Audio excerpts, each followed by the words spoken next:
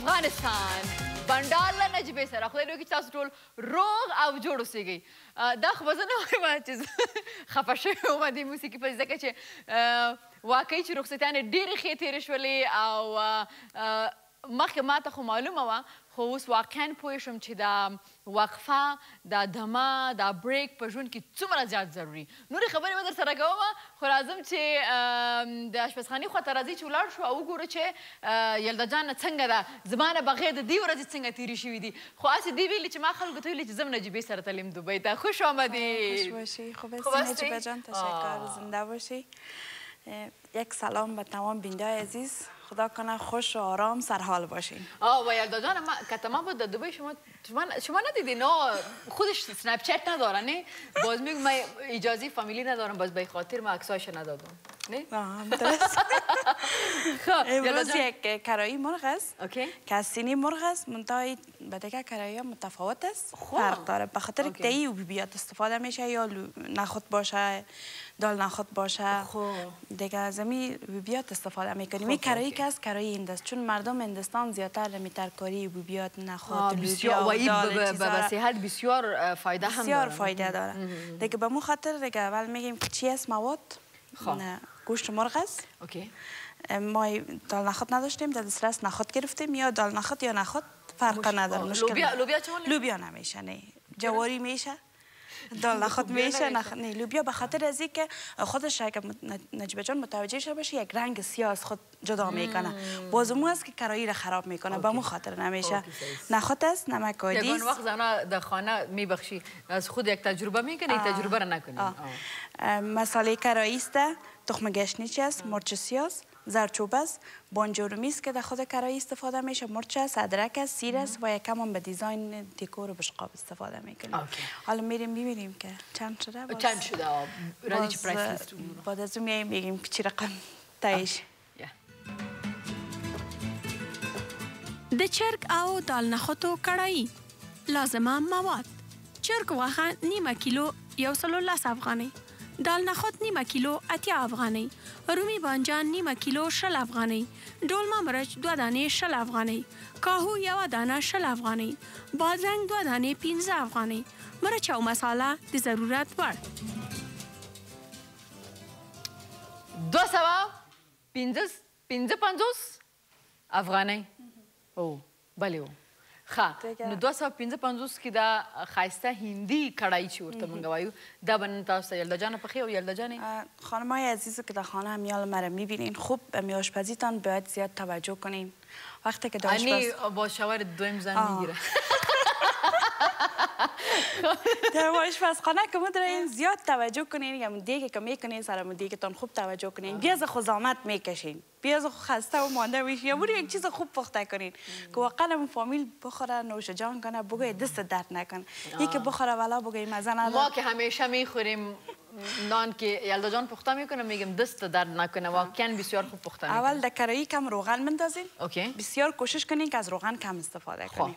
در روغن که در کرایی انداختین گوشت رو به تکای خورد توته میکنیم مندازیم که تسیر و ادرک این یک تفت میدیم کم زردچوبه و نمک این کمک گوشتان که نرم شد بعد از او میایین مساله کرایی رو مندازین تخم گشنیج رو مندازین مرچ سیاه رو مندازین بعد از او باز رو خوب با هم مخلوط میگه نخود است یا دال نخود است هر چی است پیش از پیش رو باید است نرم کنین بخار بتینشه که نرم شود با اد امکانی که داره خوب صحیح نرم شود که نرم شد بعد از او که دیدین که کل مساله و یا مکس شد که تزی بعد از او نخود هم مندازین که خوب مکس میکنین بعد از او بانجور میره یک بانجور میره از وسط دوتا میکنین باز 4 اطراف از این میچینین مرچ تازه رو مامتا سرش میزنین از مایبند دوتا میکنین در 4 اطراف میچینین که بانجورمی یک دم میدین بعد از او که او خدا خوش کرد دیدین که دیگه بخی سر روغن آمده یک شور میدین میکشین ما رو خب میبینیم دیگه چقدر چاق شدیم یعنی می کرای رو امروز بخوریم که به به به به نو لیدن کو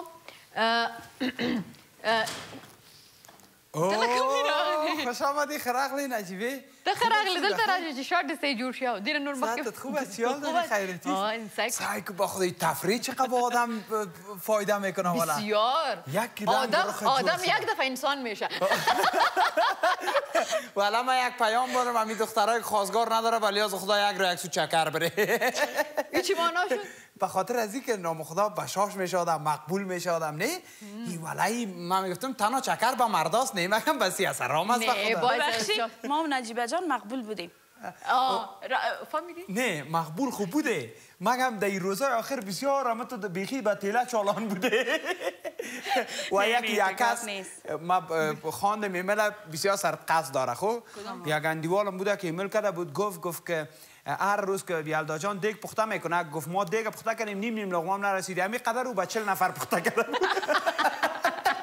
دیگه تعداد نفرشان بگو یلدا جان بگو بین که نفر پخته میشه د شوخی نه دی خواته چې خپل هغه ملاقات موږ سره شوخي کوي خو دا خبر رښتیا ده چې انسان لکه څنګه چې یو ماشین یا کمپیوټر د موبایل چې تاسو یوز کوئ د موبایل د تلویزیون چې تاسو که وګورئ دا چې ډېر چالانې څو ساعته دا ګرمیږي نو دې ته هم د آرام یا د ریسټ ضرورت نو داسې د انسان مزغو ته هم زه پوهېږم چې موږ ټول اقتصاد دومره نه دی ښه چې یعنې موږ همیشه باندې ولاړ شو نو راځئ چې د خپل هیواد تاسو په خدای یقین وکړئ زه لاړم هغوی په شګو کې په شګو کې داسې ځای جوړ کړی چې د دنیا نه خلک ورته را روان دي هغلته او په شګو کې هغې یو میریکل ګارډن په نوم باندې ډېر خلک به تللي هغه به یې کتلي زه هغلته اول وار لاړم نو د دنیا کم ګل نه و چې هغلته نه او څومره د ګلونو نه هغوی رقم شیان جوړ کړي چې دنیا نه خلک نو هغوی پیسې هم ګټلې او هغه ځای هم ډېر زیات ښایسته و نو موږ دا وایو چې زموږ د خپل وطن چې موږ د خدای څلور ښایسته موسمونه راکړي دومره ښایسته هر څه راکړي موږ او تاسو د یو بل ته په زړه کې بخیلي یو بل هم له ګریوانه رانیولي دي او دغه زموږ اعمال دي دغه زموږ بخیلي ده چې یو کس موږ خوشحاله وګورو په ځای دې چې شکر وباسو په هغه خفه کېږو د یو کس پرمختګ موږ نشو دی دا هغه خبرې دي چې موږ دې ته مجبوروي چې ټول مثلا موږ دومره کار وکړو هغه زما ټوله تنخواه د یوې میاشتې لپاره خلاصه شوه بهترین پارک ما و شما پارک شارنو داشتیم حالا خانه پودریا جور شده نو دغه زه وایم چې کله هم تاسو په خپله سوچ وکړئ په دې خبره چې څنګه کولی شو چې موږ په ځای دی چې دا پیسې واخلو بلې څه چکر ته لاړ شو په دې خپل هیواد کې به څومره ښه چې خپل فامیل خپلو دوستانو سره ښه وخت تېر کړو دمه اخلو میلمنه هم زموږ سره ده دمه واخلئ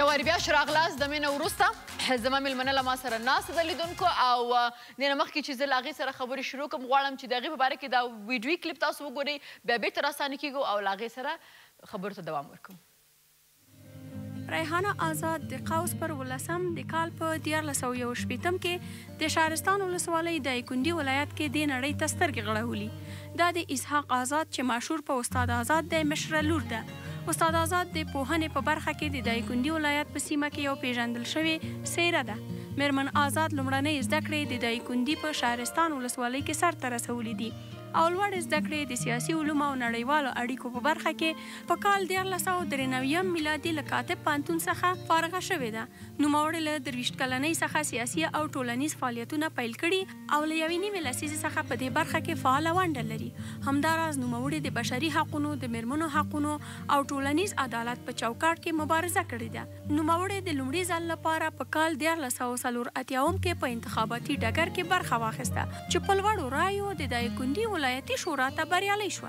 ریحانه په کال 1989 کې له ارزګان ولایت څخه ولسي جرګې ته ځان نومان کړ چې په دې ډګر کې هم بریالۍ شوه او ملي شورا ته لاره پیدا نوموړې دا ځل له دایکنډي ولایت څخه ځان د ولسي جرګې څوکۍ ته نومان کړی دی چې ویل کېږي تر نورو مخکښه ده بله و له ما سره میرمن آزاد ناصر تاسو ښه راغلاست وایم خوش آمدید اول خدا چې ډیره مننه زموږ خپرونې ته راغلی ما در این باید گپ بزنم سعید خب برای ما بگوین که سیاست چطور و از خانه کی سپورت کرده بود که شروع کردیم یا آغاز چطور؟ تشکر. در قدم نخست سلام احترامات خود خدمت شما و بینندگان تلویزیون شما تقدیم می‌دارم و تشکر میکنم از برنامه خوب و دلچسبتان. معلومدار هر کار بسیار زیاد مشکل هست. وقتی که ما شروع کردم آغاز به کار کردم، ما شاید اولین زن بودم که در او زمان ارزگان و دایکنده یک ولایت بود و ما با کار آغاز کردیم در امرای UN بخصوص یونپس. وقتی که ما کار میکردیم شاید اکثر کسا خوب نمیدیدن، میگفتن که زن در بیرون کار میکنه و خوب نیست. عالی هم زیادتر. بله، البته در او زمان در ولایت‌ها خیلی مشکل بود و زمانی که ما کار شروع کردم برای ما مهمتر از همه بود که ما زنان میتونیم و ما نیمی از پیکر جامعه هستیم و ما باید خود ما براییم و ما را باید جامعه بپذیره. ما رقمی که مردم میتونه ما زنان هم میتونیم. ما نیمی از پیکر جامعه هستیم. ما جامعه دیگه که رشد کرده و بسیار به یک پیشرفت و ترقی رسیده بدون نیمی از پیکر جامعه که فلج باشه ناممکن هست. وقتی که ما آغاز به کار کردیم خوشبختانه پدرم همیشه یک استاد بوده و اولین کسی بوده که مکاتب را بیشتر توجه روش داشته. اوکی، اینمی چیز است. یک کسی که خودش تعلیم یافته باشه قدر تعلیم میفهمه که اینمی علم و تعلیم ایژوکیشن چی هست، اونمون نفر باز میفهمه که چطور دختر خدا تشویق کنه. تشکر. و البته پدرم در مو زمان یعنی بسیار سخت بود. پدرم یک معلم بود که همیشه میگفت پدرم که من به خاک تباشیر عشق میورزم، چون چیزی را که من یاد دارم به دیگاه میآمیزم و این برای من خیلی ارزشمند است و خیلی ارزش داره. که از امو قریه شروع کرد پدرم امیال اکثر کسایی که حتی اگر وکیل یا دکتر در ولایت اکثرا شاگردای پدرم بوده، یعنی از ابتدا تا 12 اونا درس خوانده. وقتی که ما آمدیم شروع کردیم به کارهای مثلا یک سوال دارم. مادر جانت نه؟ بله. به خاطر زنا همیشه بسیار مهربان می باشه و دلش بسیار نازک می باشه و شما یادم کردین که بسیار عالی هم مشکل است به خانم‌ها که برای کار کنه. مگم دو وقت که شما میگین که سالها پیش که شما شروع کردین یک حکومت نو بود، یک همه چیز جدید بود، مشکل بود. مادرت نمیترسه که ریحانه نرو که من میترسم که خدا نکنه خودت کسی بکشه یا چی تو؟ تشکر. من میخواستم سر نقش مادرم بیم. من در این حال که بسیار چی هستم و بسیار یعنی من میخواستم که سر نقش مادرم بیم. مادرم شاید نقش بسیار کلیدی را مثلا در بخش تعلیم تربیه ما، در بخش توجهی که بر ما داشتن و همراه ما همکاری میکردن، ما هیچ وقت نمیتونیم نادیده بگیریم و فراموش کنیم. گرچند که مادرم خیلی خود در جامعه سنتی خیلی مشکل هست که برای دخترای خود بانه که یا کار بکنه، ولی بخاطر از این طرف میبینی فلانی جانی تو گفت فلانی جانی تو گفت نه؟ خیلی دقیق، خیلی دقیق. ولی مادرم خوشبختانه امی چیز را پذیرفته بود. گرچند که همیشه میگفت که نباید کار کنی، خوب نیست، مردم گپ میگه، ولی ما امی چیز را پذیرفته بودیم. چرا که ما پیش خود فکر میکردم، میگفتم که من خودم بسیار مطالعه میکردم. وقتی که مطالعه میکردم میدیدم که در دیگه دنیا چطور تانسته مثلا زنا رشد بکنه و چطور کار آغاز کرده و اونجا متوجه شدم که زنای بوده که قدم اولا را مانده، سخت بوده ولی خیلی باید ما بانیم. میفهمی ریحانه جان چرا ریحانه جان ما از شما پرسان میکنم؟ به خاطر که آلی نوجوانای ما که میبینن فلانی موفق شد، اونا میگه اینمی 2 روز تا 3 روز در مشاوشه اونا موفق شوه. ما میخوایم که از شما اینمی سوالا رو کنیم که بفهمیم که شما از چقدر سختی‌ها، چقدر چالنجز شما دیدین باز ای جای رسیدین. بله، ما البته از وقتی که شروع کردیم در UN که وقت کار میکردیم با امی که یک زن در او زمان میبرآمد خودش اول یک مبارزه جدی با فامیل باید میکردی، باز با اجتماع میکردی. ولی مهمترین چیزی که ما در اینجا مختم و باور داشتن خود خانم‌ها هست، سر خود. ما باید اول سر خود باور داشته باشیم. اول خود تعلیم تربیه برای خانم‌ها اونقدر مهم هست و ما خانم‌ها باید اول سر ظرفیت خود تلاش بکنیم. اول خود به یک ظرفیت برسانیم، درس بخوانیم، زبان باید کوشش کنیم که یاد بگیریم و باید اول ظرفیت که داشتی باز میتونه که بی در جامعه. من فکر میکنم که وقتی که تو خدمت کنی بر مردم زن و مردی نداره و ما باید بقبولانیم، در حالی که البته مردم افغانستان مردم خوبی هست، ولی ناگفته نمانه 25 سال جنگ یک چیز طبیعی است که وقتی نیمی از پیکر جامعه در بیرون نبوده یک چیز طبیعی هست که دیدگاه ها در رابطه با زن فرق میکنه. ولی اینجا مهم هست که ما زنها وقتی که کار آغاز میکنیم اول ما فکر کنم باورمندی سر خود باید داشته باشیم و باید امو قربانی رو بپذیریم. ما وقتی که مبارزه میکنیم ما برای نسل بعدی خود مبارزه میکنیم. شاید اون چیزایی که ما فکر میکنیم که ما ببینیم شاید ما نبینیم، ولی من همیشه آرزو میکردم ای کاش نسل از ما پیش بیشتر مبارزه میکرد، در حالی که خانمای بسیار قوی رو ما در افغانستان داشتیم که بسیار مبارز بوده و بسیار قوی بوده و بسیار راه ها را باز کرده، ولی امی جنگ ما را عقب برد.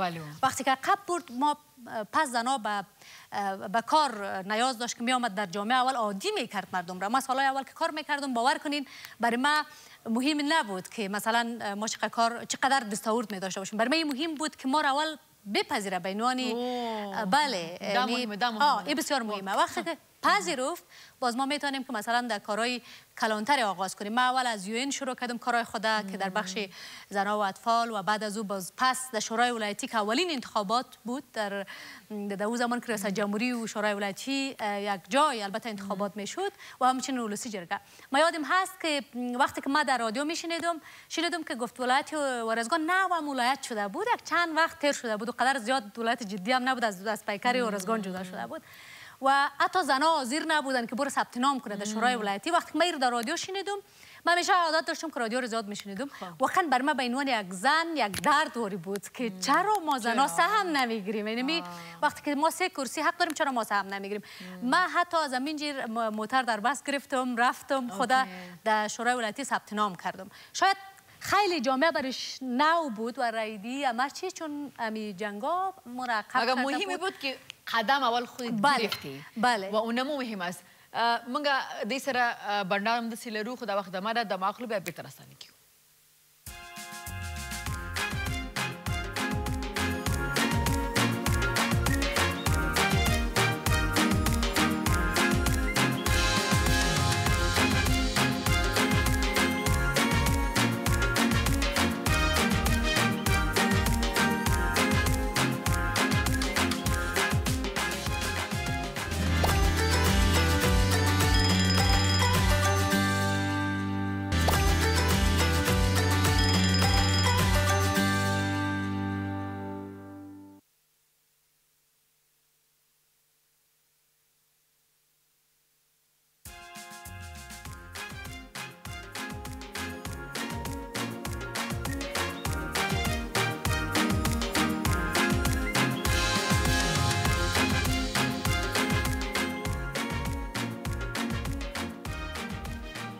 یواری بیا شراغلاس خبرونه بندار له نجبې سره لایف په دې خبرونه کې ولې چې زه وایم تیره دوشنبه به ستاسو په یاد وي چې زما میلمنه ملالۍ شینوارې وه، خو د څه مشکلاتو په وجه باندې هغه نشو کولی چې ځان راورسوي لایف خپرونې ته. زه مجبوره وم چې ما خپرونه لایف یوازې وړې وه او هیلې ارشاد هم زه فیسبوک ته لاړم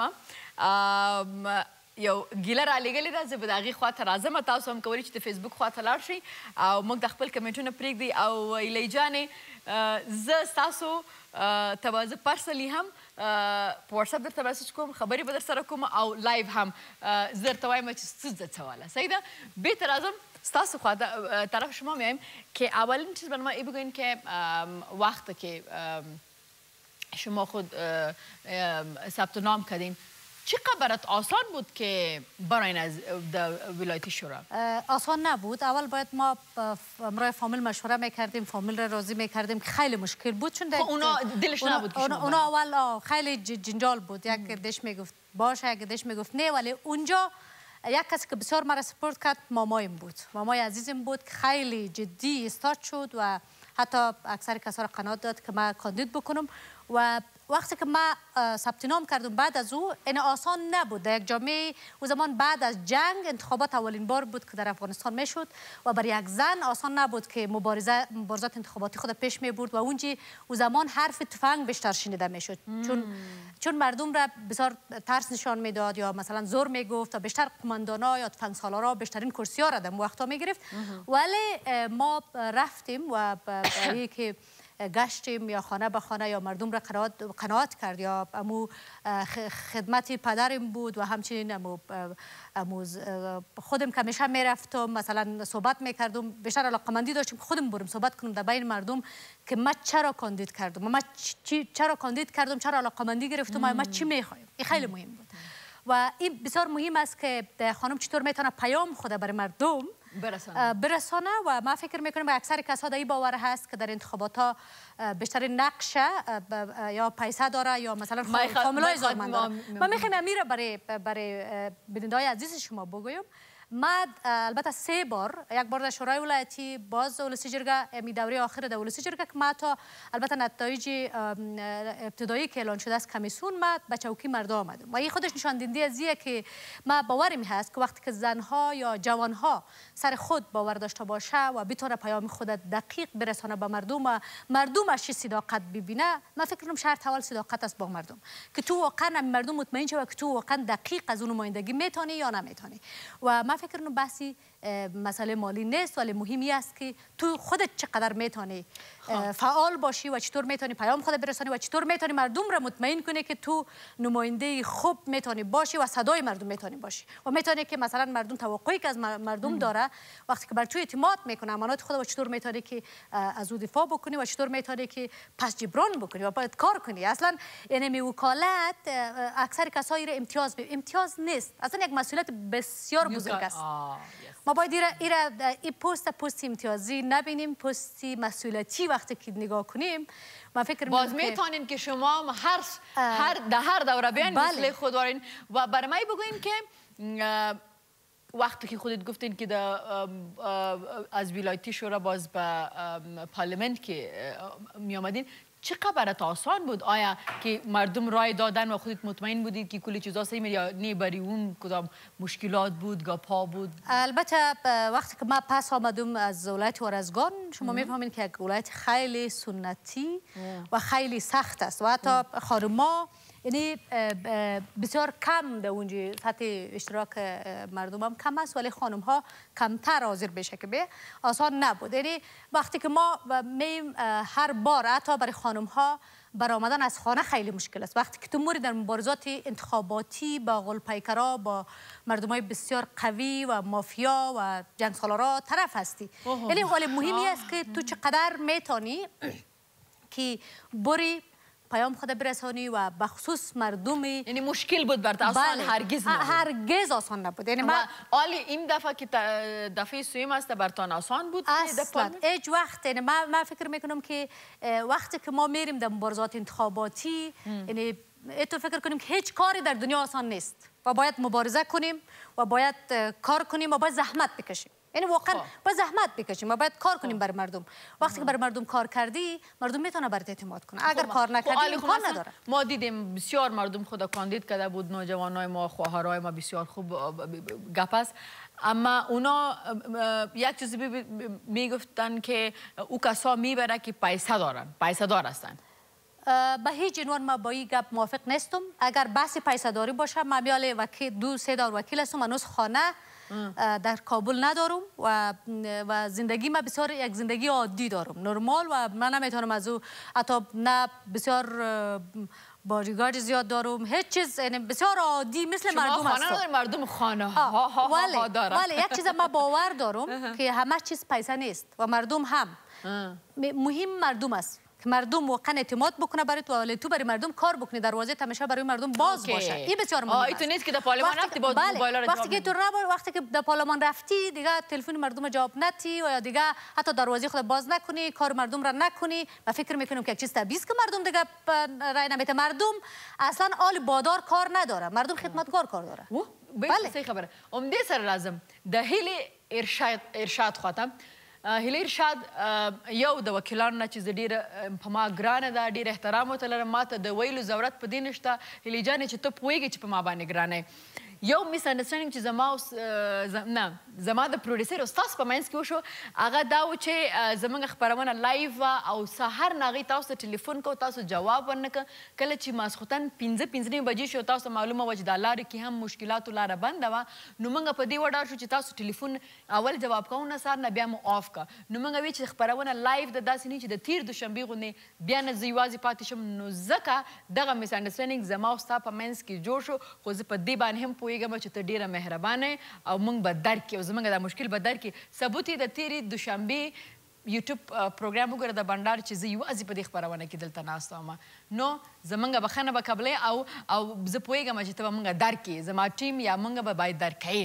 صحیح ده مننه همدې سره لازم دې پوښتنې ته طرفی سوال میم که خودتان طرف یکم ذره از گپا میبرم خودتان آشپزی را یاد دارین یا خوش دارین یا نه؟ البته من آشپزی را خیلی خوش دارم و آشپزی را میکنم اکثر وقتا آشپزی بسیار خوب چیز هست و بخصوص برای خانم ها و هم حتی برای مردا به خاطر میگن که زنا که کار میکنن میگه آشپزی یاد نداره یا نمیکنن؟ نه ما آشپزی هم میکنم آشپزی هم یاد دارم آشپزی را خوراک دلخواه البته ما چیزایی که یاد دارم بیشتر چیزای ولایت ما است مثلا در ولایت ها مثلا قروتی پخته میکنه نان بچه یلدا جانم پخته کرده بود یک روز نان بچه پخته میکنه نان چی؟ نان بچه میگه یک چیزی که امرای یک نان در تندور پخته میکنه او را باز در وغور سعی مکویه باز بعد از او دوغ سرخ میکنه باز او را سعی پس میکنه و یک چیز بسیار چه است دیگه بسیار دولت ما بسیار مروج است. هوای سرد دیگه بسیار هوای سرد بسیار خوب است و چون در اونجا بسیار سرد است. خودت فهمیدی یلدا جان که چی رو میگن؟ بله بله. یک روز باید جور کنیم. صحیح. نه یک روز باید جور کنیم بخواید ما اول دفعه است که ما شنیدم ما باید بخوریم. نجیبه جان دمی افغانستان کس دمی فکر ما مردم میگه قبل است یعنی میگه زنه که در بیرو کار کرده جامعه برمد حتما دیگه خانه رو پیش برده نمیتونه. ولی تو نیست. زنای افغان با یک دستگواره با دست دیگر جهان را میجنبانند. این همیشه به یاد داشته باش.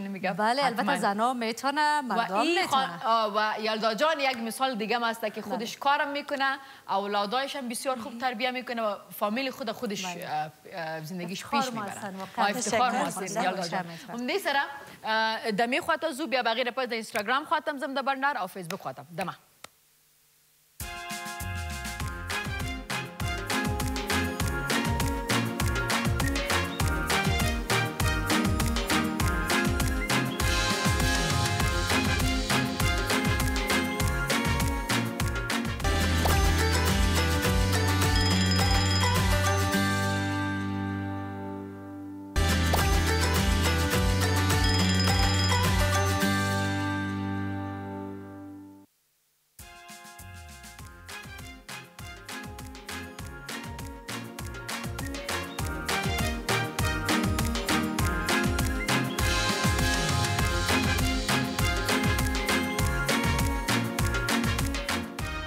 راغلاس بندال نجیبې سره او د ما سره ریحانه جان ناصره تاسو درته مې چې تاسو کولی شئ د بندار ایمیل اډرس چې کوم دی bandar@arianatelevision.com هغه ته ولاړ شئ موږ ته خپل ایمیلز راولیږئ هغه به هم خپرونه کې شاملوم او د بندار چې کوم فیسبوک پاڼه ده او د انسټاګرام کوم اکاونټ دی د بندار هلته هم تللی شئ هلته موږ ته خپل کمنټ پرېښودی شئ بیرته راځم د این میم که خودتان نام خدا اولاد دارین و شتوک دارین و کار بسیار مشکل است که بر مردم کار کنین نه خودتان گفتین که تو نیست که یک چی بگه که یک اعزاز است که وکیل شدین نه باید به مردم کار کنین خدا برسانین با چه رقم منیج میکنین وقت میتین با اشتکای خود به خانه به مردم به پارلمان چه رقم میتونین تشکر البته زنای افغان یک چیز طبیعی است که متفاوت هست و ما هم فضل خدا دو دانه بچه دارم هر دویش یکشی سنف 7 یکشی سنف 11 هست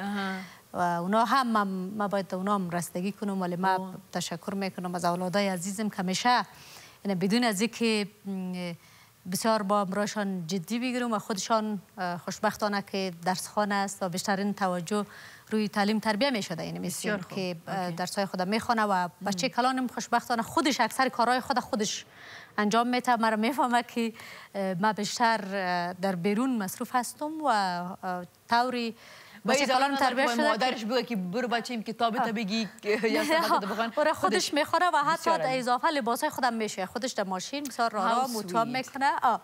چرا که من فکر میکنم که بسیار مهمه که ما مادرها از خردترکی به خصوص بچهای خود یاد بدیم که یعنی کار ننگ نیست. کار بچه و دختری نداره، چی دختر باشه و چی بچه باشه باید سهم بگیره و باید کار بکنه تا اینکه حداقل وقتی که زندگی در سرش میآید بتونه که هم خانه را منیج کنه و هم بیرون را منیج کنه. و خیلی اگر یک زن میتونه دیگه یک زن میتونه، یک مردم باید بتونه. این گپی نیست و این سخت است، ولی ما این را منیج میکنیم و بعد هفته 3 روز ما کلین خود میشه لایف میبینیم و میاد دفتر و امروز با مشکلات و چالش های خود میگه و بعد از او اولویت بندی میکنه. من نمیال سر پروگرامی 5 ساله وکالت خود کار کرده روان هستم، در حالی که هنوز باید ما انتظار بکشیم که نتیجه نهایی اعلان شده و بعد از اون ما جدی باید شما مطمئن هستین که نتیجه خود بخیر؟ البته ما خود در نتایج ابتدایی کلان شد من نفر دوم هستم، تفاوت هم زیاد هست، ولی باز هم ما باید که 14,000 رای کم نیست. ما باید انتظار بکشیم در کمیسیون انتخابات، ولی ما باید پلان 5 ساله خود از امیال چک کنیم و رویش کار کنیم و همچنین همیشه زنا برای ما اولویت داشته. وقتی که ما در کمپینا رفتم دیدم مثلا زنا گفتن که ما به خوردن نداریم و از این ناحیه ما رنج میبریم.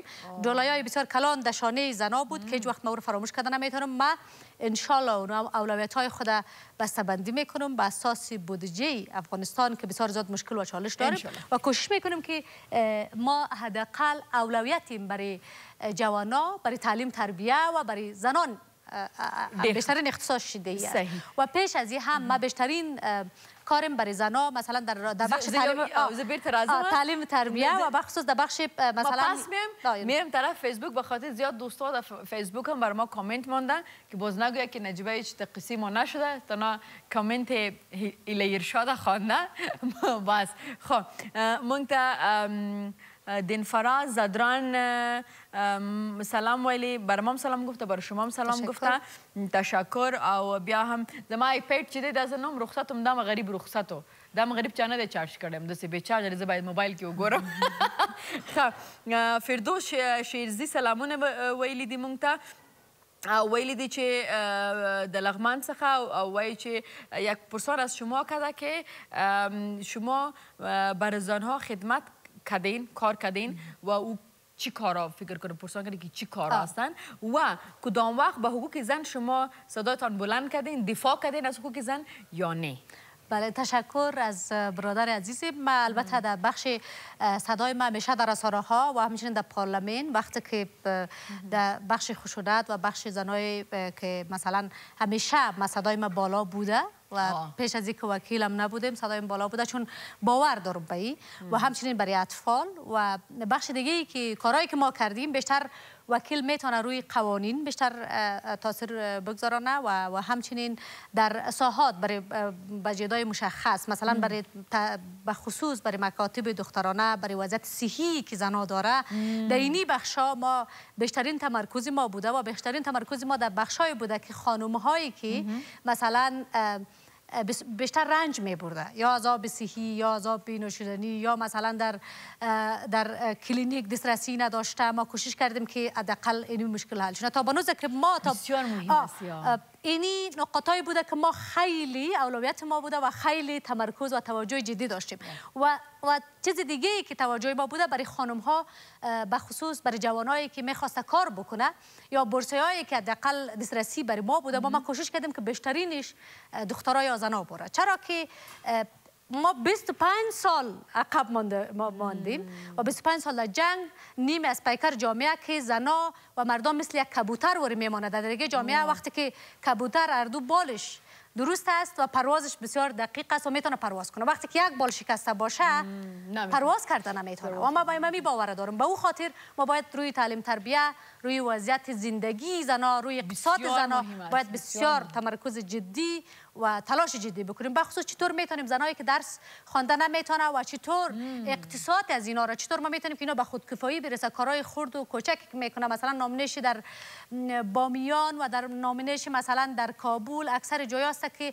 زنا فعلا دکانداری میکنه یا مثلا زنا ماست و پنیر و این چیزای خود میفروشن. بسیار مهم زنا است که اونم چی دستوزی که میکنه. دستوزی میکنه. ما چطور میتونیم که حداقل برای زنا بازار پیدا کنیم و چطور میتونیم که حکومت را مکلف بسازیم یا سکتورهای خصوصی را که از اینا بیشتر جذب شود. این چیزایی بوده که ما بسیار تمرکز داریم و توجه بیشتر داریم. بسیار زیاد مهم است. ام دې سره زم بیرته د فیسبوک خواته بهروز خان هم موږ ته سلامونه را لیږلي دي، ډېرې ښایسته خبرې مو لیکلي فیسبوک کې موږ ته. بیا هم ام شاکر هم سلامونه موږ ته را لیکلي دي چې سلام نجیبه جان و یک سلام به مهمان گرامیتان و یک سلام به تمام هموطنان تقدیم میکنم. و علیکم سلام. دکتر محمد فهیم لیکي نجیبه جان سلام، امشب بسیار مقبول شدی، میکاپ زیاد کردیم. میکاپ بیخی زیاد کردیم با بیخی میکاپاتیس امروز بیخی سرم زیاد زحمت کشیده به خاطر مقبول شدیم. خب تاسو هم کولی چې فیسبوک کې موږ د خپل کمنټ پرېږدي یا بنډار یا د بنډار د ایمیل د ادرس د مواخرې د مینه بیا بیرته راځو.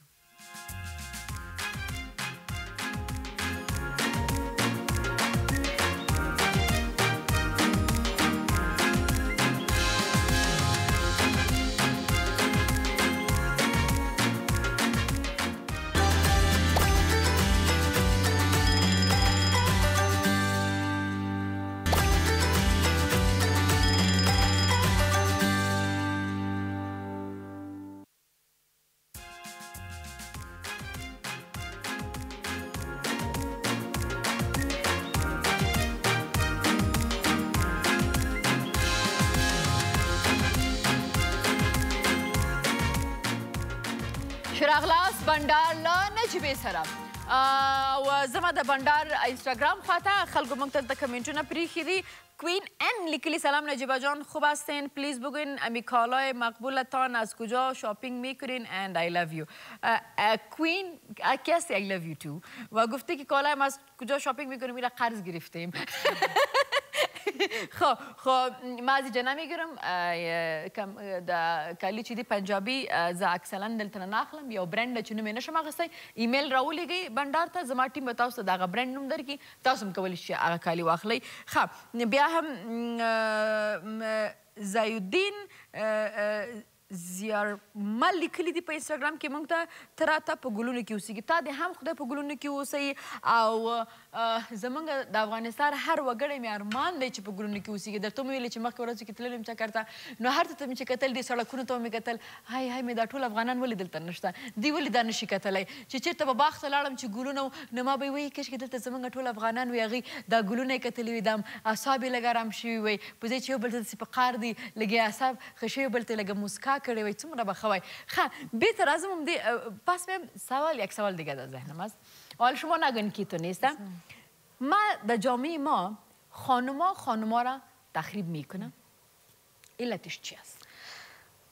جدا کن در هر مسلک. بله تشکر. البته امی چیزی که شما سوالی که شما کردین خیلی سوال جالب هم هست و ما زنا ما فکر میکنم که دلایلی که ما متاسفانه نمیتونیم، در حالی که ما میتونیم همدیگر را سپورت بکنیم و ما میتونیم در کنار همدیگر استاشیم، هیچ کس در سیاست، اقتصاد، اجتماع هیچ کس جای کس را نمیگیره و ما زنا باید یعنی می ظرفیت را پیدا بکنیم. ما چرا این سوال از شما کردم؟